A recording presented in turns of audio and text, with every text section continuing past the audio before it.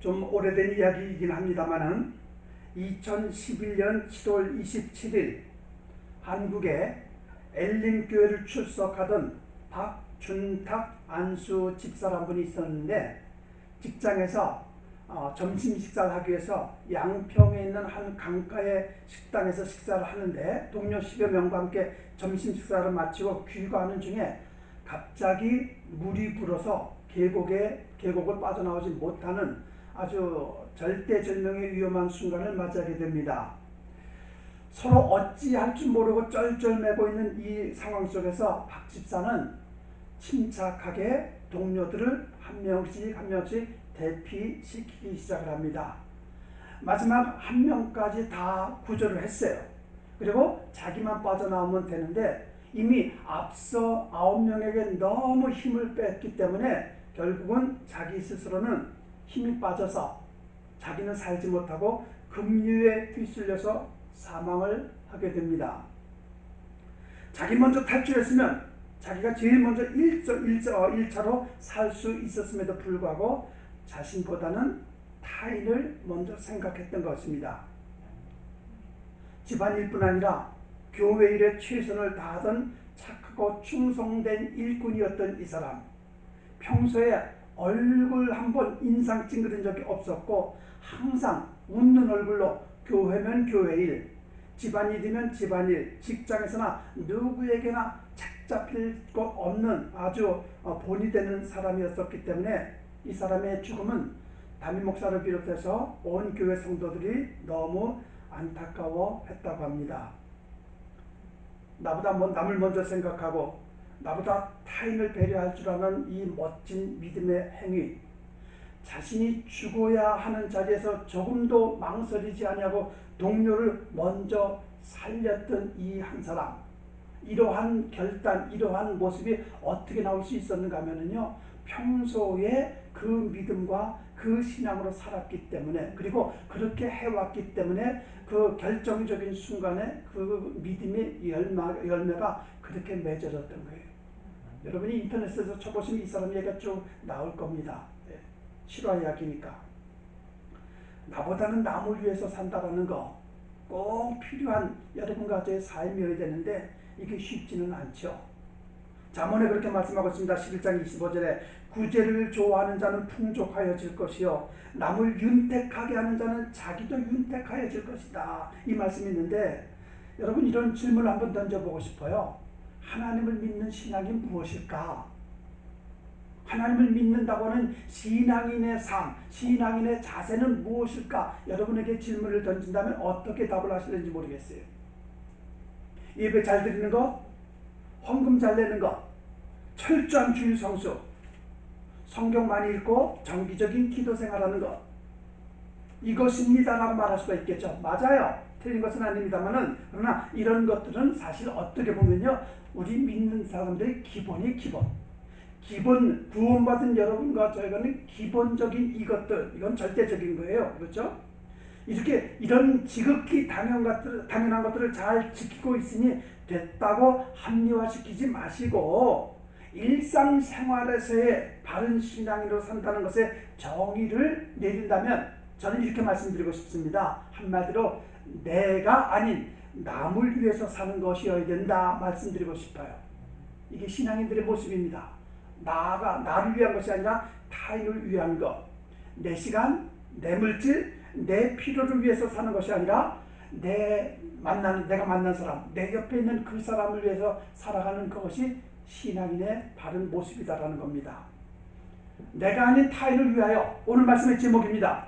바로 이것이에요. 타인을 위한다는 것.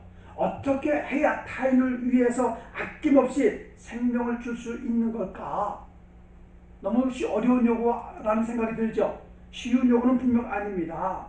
아무나 할 수 없는 일도 아니고요.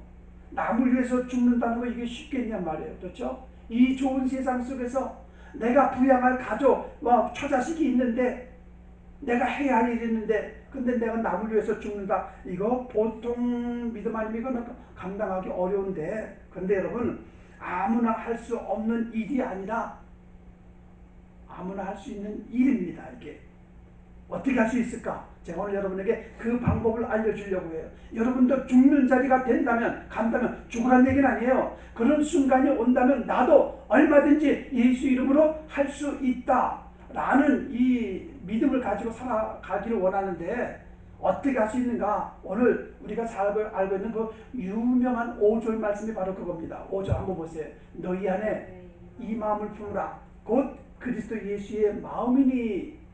이 말씀대로 내 마음에, 내 생각에 주님의 마음을 품었을 때 그러면 타인을 위해서 다 할 수 있습니다. 타인을 위해서 죽을 수 있습니다. 얼마든지 할 수 있어요. 여러분 마음속에 주님의 마음만 품어보세요. 가기 싫어도 가라면 가게 되는 거예요. 하기 싫어도 하라면 할 수밖에 없다라는 거예요. 반대로 얘기하면 뭐예요? 가라는데 죽으라고 안 가는 것, 하라는데 죽으라고 안 하는 건 뭐예요? 주님의 마음이 없기 때문이 아닌가 말이에요. 그렇죠? 자, 그렇다면 주님의 마음이 도대체 무엇일까? 주님의 마음이 무엇일까? 하나죠, 하나. 주님의 마음이 뭐예요? 자신보다는 남을, 저를, 여러분을, 인류를 위해 생명까지 아끼지 않으셨던 그 마음, 그것이 주님의 마음이에요. 이 마음을 품어보자라는 것이고, 이 마음을 품는 자는 얼마든지 나보다는 옆 사람을 위해서, 타인을 위해서 살 수 있게 된다는 겁니다. 예배다운 예배, 주님의 마음을 품어야만 바르게 드릴 수가 있어요. 왜? 하나님이 원하시는 건 뭐예요? 신령과 진정으로 드리는 예배잖아요. 그거를 주님이 아신다니까요. 섬기는 것, 주님의 마음을 품어야만 섬길 수가 있어요. 왜? 주님은 섬김을 받으러 오신 분이 아니잖아요. 오히려 섬기러 오셨다고 말씀하고 있지 않습니까? 그리고 내가 너희를 섬긴 것 같이 너희도 서로 섬겨라 말하고 있잖아요. 주님의 마음이라니까. 이것도 다시 반대로 말해볼까요? 섬기지 못하는 자는 주님의 마음이 없기 때문에 못 섬기는 거예요. 전도하고 선교하는 일에 주님의 마음을 품어야만 할 수 있습니다. 왜? 땅끝까지 증인의 삶을 살라라는 명령을, 말씀을 주신 분이 주님이시니까 그래요. 좀 전에 서론에 말씀드린 그대로 죽음의 자리, 손해보는 자리, 억울해도 참을 수 있는 것은 주님의 마음을 품어야만 감당할 수 있습니다. 왜? 주님도 그 길을 가셨기 때문이에요. 그래서 주님의 마음을 품고 살아가야 된다는 것이고, 그 주님의 마음을 품고 여러분과 해야 할 일이 있어요. 해야 할 일. 오늘 그걸 말씀드리고 싶은 거예요. 3절 다시 한번 보실래요? 3절에 이렇게 말합니다. 오직 겸손한 마음으로 자기보다 남을 더 낮게 여겨야 한다라는 거예요. 주님의 마음을 품은 자들이 취해야 할 행동이 뭐예요? 겸손한 마음을 가지고 나보다는 남을 더 낮게 여겨야 된다. 4절도 보세요. 각각 자기의 일뿐만 아니라 각자가 또한 다른 사람의 일도 돌아보라. 무슨 얘기예요? 내 일만 생각하지 말고 다른 사람도 돌볼 줄 알고 생각할 줄 아는 자가 되라는 말이에요. 이걸 두 가지를 엮어서 종합해보면 이거죠. 주님의 마음을 품은 자들은 어떻게 돼요? 첫째, 겸손하다는 거예요. 겸손하다. 그 겸손함을 가지고 남을 더 생각해주고 타인을 더 인정해줄 줄 알면서 살아가는 모습을 말하고 있는데, 어떤 때는 생각하고 베풀고 어떤 때는 안 하는 것이 아니라 기분은 좋으면 하고 마음에 또 여유가 있으면 하고 나쁘면 안 하는 것이 아니라, 2절을 다시 돌아가 볼래요? 2절을 그렇게 말하죠. 무엇에든지라는 단어 썼습니다. 다툼이나 허용으로 하지 말라라는 이 말씀이 있는 그대로 언제든지 어디서든지 누구를 만나든지 이기기 위해서, 상대를 죽이기 위해서 하지 말고 허세 부리면서 자신을 드러내기 위해서 하지 말라라는 요구를 성경이 하고 있다라는 겁니다. 여기 보면요, 다툼이라는 단어를 영어로 selfish ambition이라고 썼어요. selfish ambition. 그 다음에 허영은 vain conceit라는 단어를 썼습니다. 이게 무슨 얘기냐면요, 다투는, 여기서 말하는 다툼은 그냥 치고받고 말하는 다툼이 아니라 질투가 동반한 야망과 욕심에 의한 다툼이에요. 질투에 의한 것. 그 다음에 허영은 알맹이 없어, 속알맹이가 없는 헛된 자만심을 말하는 단어가 바로 이것인데, 가만히 보면요, 가만히 말씀을 준비하면서 생각해 봤어요. 이 두 개의 단어 속에 많은 사람들이 포함이 되고 있구나라는 생각이 들더라고요. 다시 말해서 이거죠. 남이 잘 되는 거 못 보는 사람이 있잖아요. 남이 좋은 거 가진 꼴을 못 보는 사람 있지 않습니까? 그런데 그럴 때 뭐가 생겨요? 속에서 질투가 생기는 거예요. 질투가. 그래서 그 질투에 의한 자기 욕심을 채우려는 인간의 욕망을 가지고 살아가는 자들, 이것뿐 아니라 또 속은 비었어, 누가 봐도 아니 저게 아닌데 라고 생각을 할 정도인데, 근데 있는 척, 아는 척, 배운 척, 잘난 척 이렇게 하는 자들을 말하고 있는 게 지금 그런 일들이 결코 바람직한 일이 못 된다라고 말하고 있습니다. 그런 자들을 어떻게 한다고요? 절대 그런 자들은 남을 배려할 줄 모르고 돌볼 줄 모르고 오직 자기 자신만 하는 이기적인 모습이기 때문에 그렇게 하지 말라는 것을 사도 바울이 빌립보 교회 성도들에게 오늘 여러분과 저에게도 같은 말씀을 주고 계신다는 거예요. 자, 그렇다면 여기서 우리가 뭘 생각해야 됩니까? 자기를 돌보라고 하잖아요. 자기를 돌보라는 게 이게 무슨 말일까? 생각해 봤어요. 나를 돌아보는 게 무슨 말인가? 이겁니다. 바로 우리 흔히 이런 단어 종종 쓰죠. 저도 저 설교 중에 가장 자주 쓰는 단어 중에 하나가 있는데, 이기적이다, 자기중심적이다, 자아도취다, 이런 단어를 제가 종종 사용하는데 여러분도 그런 단어 종종 아주 사용하고 알고 계시는 단어들인데 딴 건 아닙니다. 내가 여기에 해당되는지 아닌지를 자신을 돌보라는 거예요. 내가 교만한 것은 아닌지, 사람들에게 비춰지는 내 모습이 나만 생각하는 이기적인 모습으로 비춰지고 있는 것은 아닌지, 저 사람이 날 볼 때 어떻게 생각할까, 이런 생각을 좀 하고 살아가라는 거예요. 상대방이 무슨 생각을 하든지 상관도 하지 않냐고 그저 그냥 내 생각대로, 내 뜻대로, 내 입에서 나오는 말대로 막 해대는 이런 내 모습을 돌아보라는 것이 자기를 돌보라는 말이에요. 그렇죠? 배려할 줄 모르는 나, 섬기기보다는 섬김받기를 좋아하는 나, 희생하는 자리, 섬기는 자리 요리조리 정말 미꾸라지처럼 피해 다니기는 잘하는 그런 나, 봉사, 희생을 외면하는 나는 아닌지를 생각해보는 이것이 자기를 돌아보라는 말입니다. 바른 신앙이 있는 이들에게 위해서 하기 위한 첫걸음이 뭘까? 딴 것 아닙니다. 자신을 돌보는 거예요. 남 비교하지 마세요. 저 사람 어쩌고저쩌고 생각하지 마시고 일단 나부터 하나님의 말씀에 비춰보라는 거예요. 여러분과 저는 어떻습니까? 허물과 죄로 죽었던 나였잖아요. 그런 나를 살리신 예수를 위해서 무엇을 해야 하며 어떤 자세 가지고 살아야 되는지를 점검하면서 아직도 내 속에 남아있는 세상 욕심, 세상 미련, 고집이나 자존심, 남을 판단하고 정죄하는 나쁜 습관, 이해하고 덮어주지 않고 여전히 불평하고 원망하는 예수 믿기 이전의 모습을 버리려고 애쓰고 몸부림치는 이것이 바로 신앙으로 살려는 자의 바른 모습이고요. 이런 나의 모습을 돌보라는 것이에요. 그리고 또 그런 모습이 예수의 마음을 품은 자의 바른 신앙의 성장, 성숙을 위한 모습이다 말씀드리고 있는 거죠. 그렇게 변화되어 가면서 취해야 할 또 다른 하나의 행위가 있습니다. 나 자신을 돌아보고 그 다음에 해야 할 행위가 뭐예요? 그제서야 다른 사람을 돌보라는 거예요. 남을 돌봐야 한다는 이 말, 저는 이렇게 말하고 싶습니다. 우리 기독교에서 가장 중요하게 다루고 있는 단어를 뽑으라면 저는 두말할 것도 없이 섬김이라는 단어를 쓰고 싶어요. 섬김.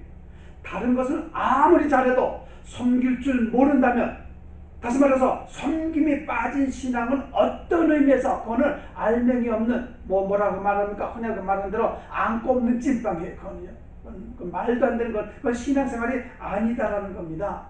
그만큼 섬김이 중요한 거예요. 그래서 이렇게 말할 수가 있어요. 섬길 줄 아는 자들은요, 굳이 설명하지 않아도 자기 스스로 알아서 예배에 신경 쓰고요, 희생하고 봉사하는 것에 신경 쓰고요, 선교에 관심을 갖고요, 순종할 줄 알고요, 타인을 배려할 줄 알고, 누가 하라고 이거 해라 저거 하라 지시하지 않아도, 명령하지 않아도 스스로 알아서 하는 자들이에요. 섬길 줄 아는 자들은 다 그렇게 하게 되어 있습니다. 그러나 섬길 줄 모르는 자들은요, 앞서 말한 대로 뭐예요? 모두가 자기중심적이야. 그러다 보니까 손해보는 거 싫어, 시간 내서 남을 돌보는 거 싫어, 교회 생활 억지로 하는 거예요. 남을 먼저 돌아보라는 이 말이 귀에 거슬리는 거예요. 귀에 거슬리는. 사실은 이런 말씀들이 귀에 쏙쏙 들어와야 되거든요. 아, 그래, 내가 남을 돌보면서 살아야 되는구나. 왜? 주님이 남을 위해서, 남인 나를 위해서 이 땅에 오셔서 십자가 달려 죽으시기까지 했는데 그 은혜와 사랑을 받은 나인데 나도 남을 위해서 좀 살아야지. 이 남을 돌보면서 살라라는 이 말의 또 다른 의미는 이겁니다. 신앙인으로서 기본기를 갖추라는 얘기예요. 기본기. 여러분 그거 아세요? 대부분의 모든 것들의 결과는 어디서 나오는가 하면요, 바른 기본기를 갖춘 자들에서 나오게 되어 있습니다. 좋은 운동선수들 한번 생각해봐요. 운동선수들이 가장 중요하게 생각하는 게 뭔 줄 아세요? 기본기입니다. 기본기. 좋은 성적은요, 좋은 기본기를 갖춘 자들에게서 나오게 되어 있어요. 마찬가지예요. 신앙생활에도 뭐가 있어야 됩니까? 기본기가 있어야 됩니다. 기본기. 그 기본기가 무엇인가? 물론 여러 가지 말할 수가 있을 거예요. 예배다운 예배 드리는 거 맞아요. 선교하는 거 맞습니다. 봉사하고 섬기는 거 다 기본이에요. 기본. 좀 전에 말씀드린 그겁니다. 그러나 이 기본적인 것들을 했다고 여러분 그걸 가지고 자기 자신을 합리화시키지 말라고 제가 말씀드렸는데, 이런 모든 것들은 구원받은 하나님의 자녀되었다는 자들은 모두가 다 내면에서부터 흘러나오는 기본적인 모습들이고, 그래서 그 구원받은 것에 대한 감사, 감동으로 살면서 취하는 행동들이고, 이런 것들이 외적으로 보여져야 하는 이것이 뭔가 바로 타인을 생각하고 돌보는 것이어야 된다. 이것을 오늘 본문에서 말씀하고 있다라는 거예요.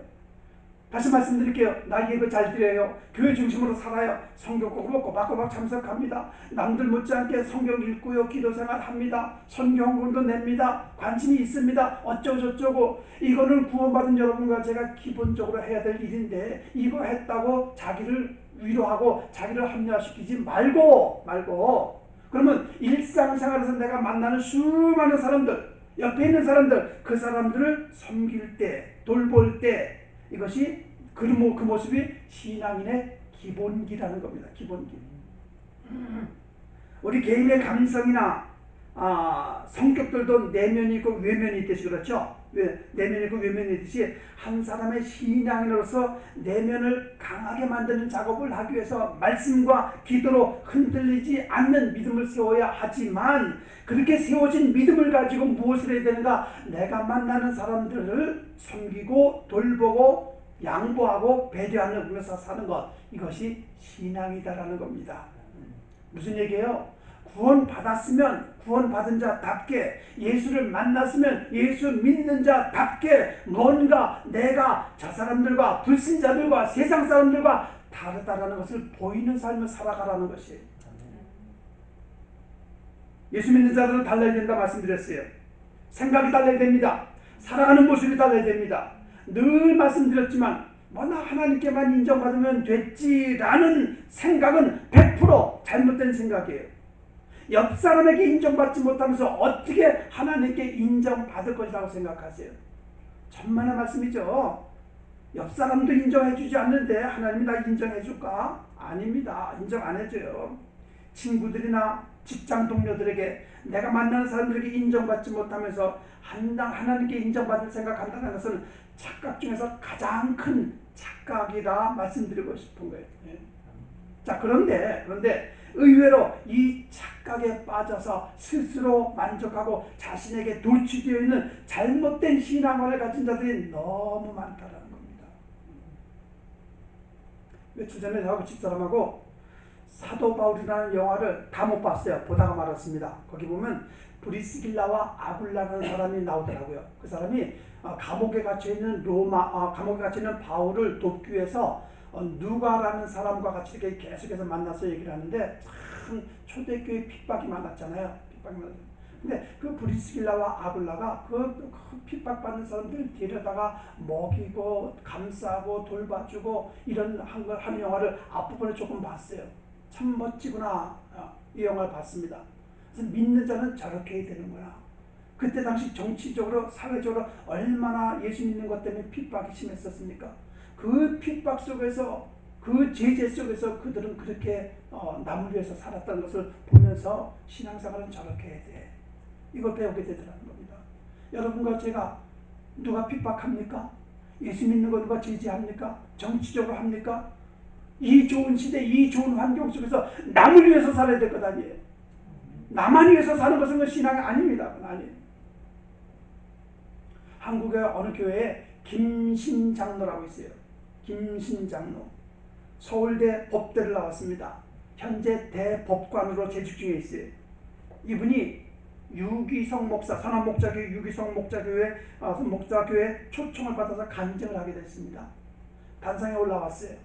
간증에서 첫 마디가 이렇게 얘기했습니다.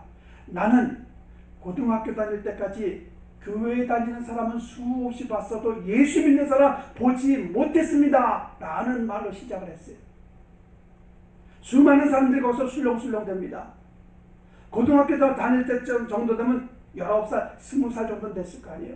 20년간 교회에 다니는 사람은 많이 봤는데 예수 믿는 사람은 보지 못했다라는 이 한 장로님의 간증, 이 말씀 속에 여러분 충격적이지 않습니까? 교회 다니고 예배 참석했다고 예수 믿는 거 아니다라는 말이에요. 얼마나 부끄러운 모습입니까 이게? 얼마나 찔리는 말입니까? 여러분 이거는 교회 다니는 사람입니까? 아니면 예수를 만난 사람입니까? 하나님 보시기에 내 모습은 어디에 해당이 되고 어떻게 비춰질까? 사람들이 나를 만났을 때 나를 무엇이라고 저 사람이 평가라고 생각할까? 내 모습을 좀 돌아볼 필요가 있지 않겠어요?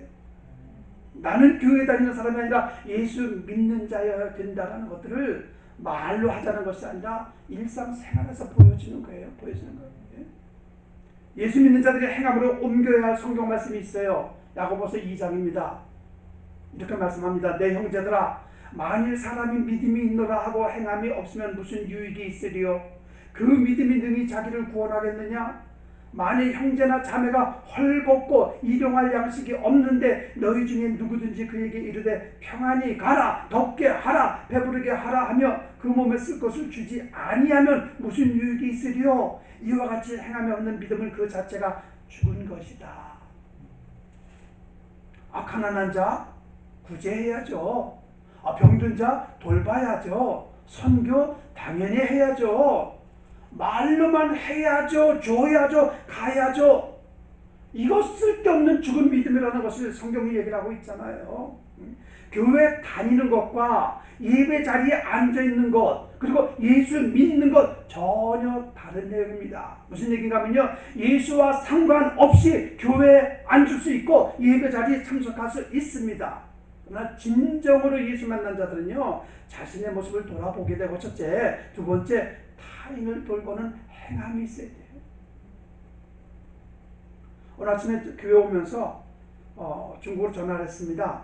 어떤 한 분이 지금 간경화로 쓰러져서 병원에서 포기를 하고 지금 퇴원을 시켰습니다. 그것도 궁금하고, 또 다른 할 얘기가 있어서 전화했었습니다. 황전도사한테. 어떤 내용인가 하면, 지난번에 제가 갔다 와서 선교복을 했잖아요. 중국의 한족, 한 목사님, 큰 교회 목회를 두고 시골에 와서 방세, 한 달에 400원이에요.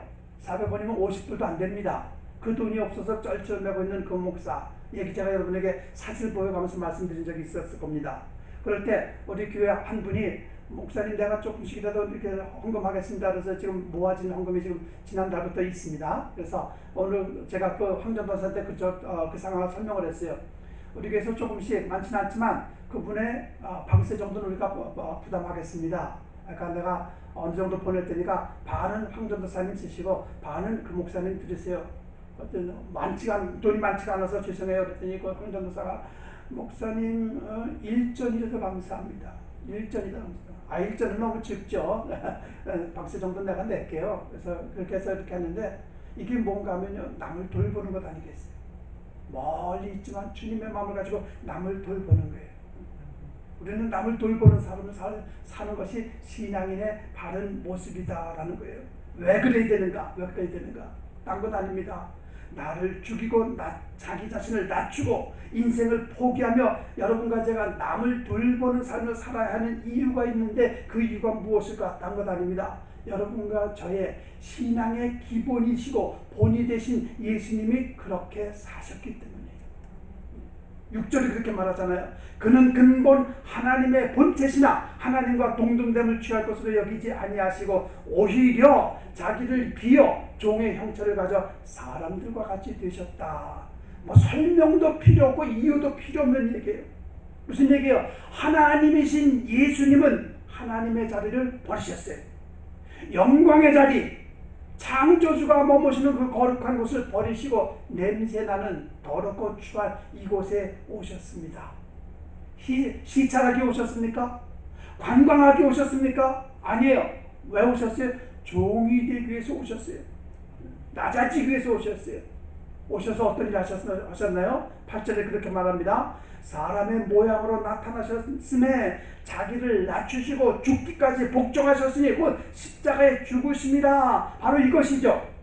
기독교가 타 종교와 다른 이유, 이미 여러 차례 말씀드렸듯이 세상 종교는 뭐예요? 사람의 필요를 위해서 사람이 신을 만들어 놓고 그 신을 쫓아가는 것이 세상 종교예요. 그렇죠? 하지만 기독교는 신 중에 신이신 여호와 하나님께서 주인된 인간 여러분과 저를 구원하시려고 친히 하늘 영광 보좌를 포기하시고 버리시고 이 땅에 사람으로 오신 것이라는 것이. 오셔서 뭘 하셨습니까? 죽으셨어요. 정확한 표현으로는 십자가에 죽기 위해 오신 거예요.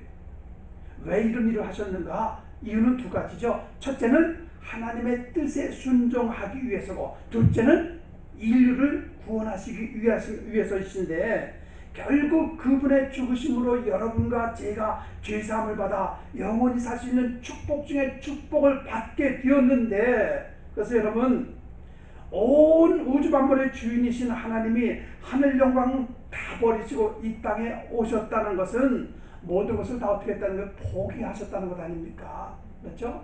자, 이 아침에 진지하게 다시 한번 생각해 보세요. 하나님도 이 엄청난 일을 하셨어요. 예수님은 내가 받아야 할 조롱과 멸시를 대신 받으셨어요. 내가 지은 죄값으로 내가 십자가에 달려 죽어야 할 것만 예수님이 대신 죽으셨어요. 그 은혜와 사랑을 입은 우리가 왜 옆사람을 섬기지 못하고 여전히 자기 자신만 알고 살아가느냐라는 질문을 오늘 본문에서 던지고 있는 거예요. 남이 해온 것, 먹는 것은 좋아하면서 반찬 하나 하는 게 왜 그렇게 싫습니까? 내가 흘린 것이 아니기 때문에 떨어진 휴지 조각 하나 줍는 것이 왜 그렇게 안 됩니까? 베낌 하나 하는 거 왜 그렇게 어렵습니까? 뭐 그렇게 대단한 체면이 있다고 체면이 땅에 떨어집니까? 화장실 청소 한번 하지 않습니까? 예? 좀 전에 말씀드린 대로 가만히 앉아서 섬김받는 것은 당연하듯 그래 가져와. 나는 숨길 줄 모르고. 이거는요 전혀 비신앙적인 행위라는 것. 행위한 내 모습은 아니지 돌아보라는 것이에요.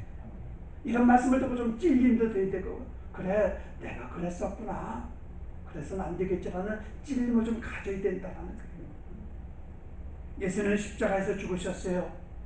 죽으신 예수를 하나님은 다시 살리셨고요. 그 이름을 모든 사람들 전 인류에게 높임받는 이름으로 올리셨습니다. 오늘 본문 마지막에 그걸 말하는 거예요. 스스로 자신을 포기하고 양보하고 섬기는 위치로 내려가니 하나님이 높이셨어요. 이것은 성경의 진리 아니겠습니까? 여러분과 제가 상석에 앉아서 이래라 저래라 하면 언젠가 주인이 네가 누구냐 내려가라 발로 걷어 차버려요. 그러나 말석에서 내가 섬기는 자리에서 내가 돌보는 자리에서 있어보세요. 아니야, 너는 올라가야 돼.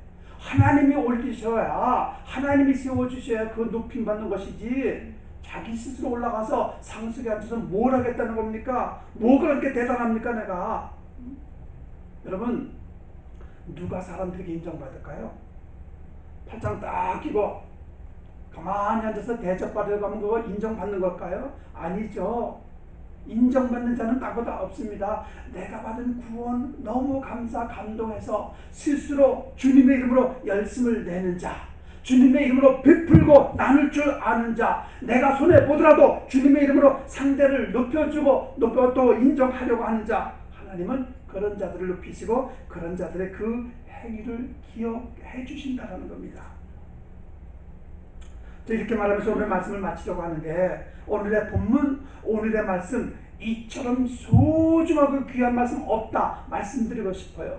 왜 그렇습니까? 예수님이 여러분과 저 인류를 위해서 하신 일이 무엇인지를 가장 정확히 알려주신 말씀이 본문 속에 포함이 되어 있고요. 그 일을 이루시기 위해서 하나님이 어떤 일을 하셨는지 알려주시는 말씀이 본문 속에 포함이 되어 있고, 그 말씀의 근거에서 여러분과 제가 어떻게, 어떤 생각과 어떤 자세로 살아야 되는지에 대한 것들을 명명백백하게 알려주시는 말씀이 본문 속에 포함되어 있기 때문에 하나님 입장에서, 예수님 입장에서, 우리 입장에서 무엇을 해야 되는지에 대한 것들을 자세하게 알려주고 있기 때문에, 그렇기 때문에 이 말씀이 여러분 오늘 내 귀에 들려졌다면, 성령님께서 내 마음속에 이 말씀을 주셨다는 것을 받아들인다면, 그렇다면 여러분 믿음의 결단을 하셔야 돼요. 행함으로 옮겨야만 하는 절대적인 이유가 말씀 속에 있기 때문에, 이 말씀이 정말 중요하구나, 이 깨달음이 있다면, 말씀으로 받아들여진다면 제발 그냥 듣고 흘려버리는 말씀으로 그치지 마시고, 바라옵기는요 지식으로만 알고 있지 마시고, 이제 자기 자신을 돌아보면서 타인을 돌보는 믿음의 사람이 좀 되어보자는 거예요. 더 이상은 나만 아는 나를 위한 인생을 살지 말고, 자신을 포기하고 남을 위하여, 인류를 위하여 십자가 달려 죽으신 그 일까지 이루신 예수를 본받아 이제 우리도 남을 위해서 살겠다라는 믿음의 결단 할 수 있는 이 아침 여러분과 저 우리 모두가 되기를 주님의 이름으로 축원드리겠습니다. 기도하겠습니다.